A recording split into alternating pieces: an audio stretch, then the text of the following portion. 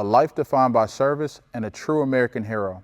Our guest, born in Havana, Cuba, came in as a child refugee, going on to graduate from the U.S. Naval Academy and served 22 years in uniform, rising to the rank of commander.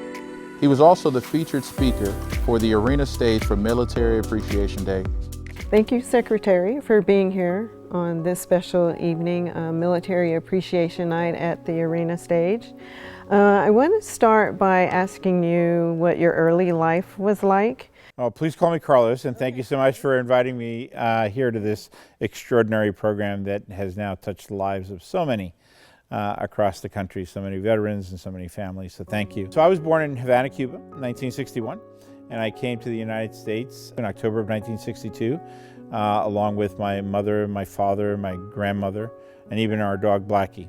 And so we immigrated to Hell's Kitchen in New York on 42nd Street, just a block away from the Hudson River.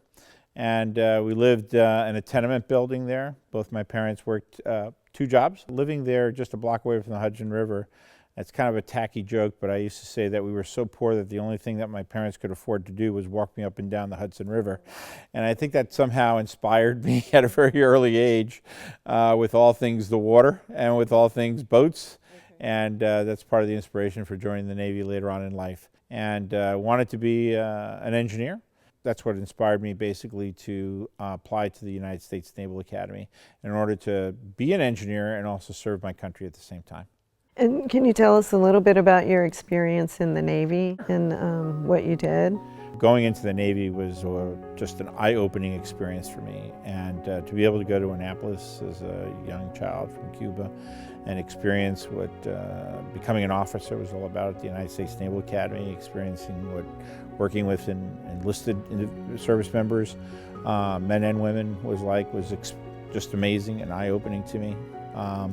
And of course, 4 years later, I graduated as an electrical engineer from Annapolis, and then began basically a 22-year active duty career that took me all across the world and gave me experiences that I just never would have imagined had I not gone into the United States Navy.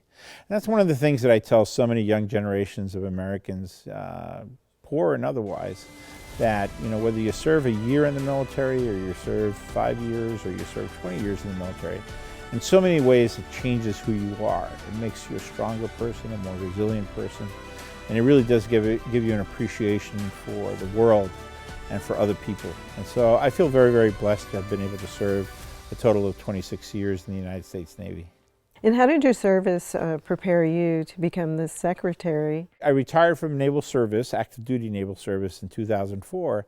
And then, along with my wife Betty, who we've been married now for 42 years, was by my side the entire time, both in naval service and starting the company as well. We had 4 boys. She raised those children. We moved 17 times in 23 years in naval service. So it was nice to settle down a little bit as we went into the private sector. But we started a company, SBG Technology Solutions. We eventually grew that company to about 200 people. It was an engineering and health IT company. And in those 17 years of private sector experiencing, running a small business was really, really important, because I think it gave me also some of the private sector skills that I needed to become Secretary of the Navy as well too. So after retiring from the Navy, I became active in politics in Virginia and decided to support President Biden in his campaign to become President of the United States. As a result of those efforts, I was invited to join the administration. I told him that the one job that I really was interested in was Secretary of the Navy, and that's the one that I would like to be considered for. And luckily, I was chosen for the job by the President, and then continued to serve those next 3.5 years. And it's those experiences, the operational experience that I had over 26 years in the Navy, and the private sector experience that I had over 17 years in the private sector, that truly helped me to be what I consider a working Secretary of the Navy, working on behalf of the American people, working in service to the young Marines and young sailors and the civilians in the department that I also served. Nearly 1 million people, $263 billion budget. It was an enormous responsibility, and I'm thankful to the American people for having been offered that opportunity to serve them. We all understand how important it is for us to have some leisure time, and tying into these programs like what the Arena Stage is offering now. Why is these kinds of programming important to you about supporting programs like this? Absolutely, Monica. It's a great point, and you raised several good points there.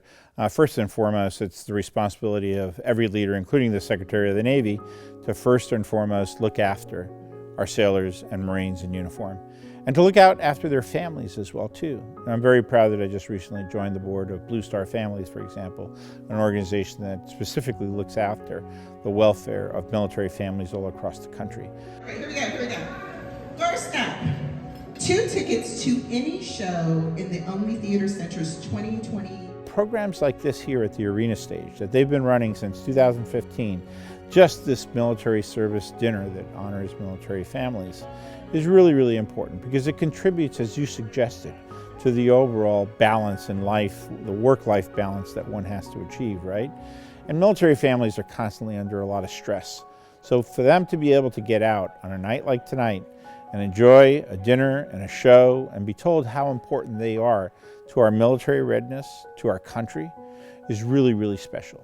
Each year we have almost 200 veterans, military service members, active duty military service members and their families come to the theater and join us for a meal, an inspiring conversation with a high-ranking military official, and we give away raffle tickets to other local theater companies because we believe that theater helps you understand yourself in the world. We raffle away tickets and opportunities for other small businesses, and of course an incredible evening of theater. And this year we are so honored to have Secretary of the Navy, Carlos Del Toro, as our speaker. And our guests will have the opportunity to see the world premiere musical adaptation of the beloved novel, A Wrinkle in Time.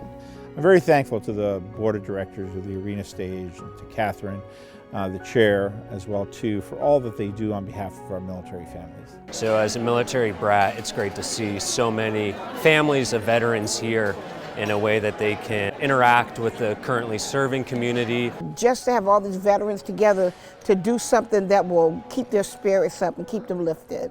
I brought some friends over and we decided to share our experience as military service members. I have had experiences in my life that I never would have been able to have had I not served in the United States Navy for as long as I did.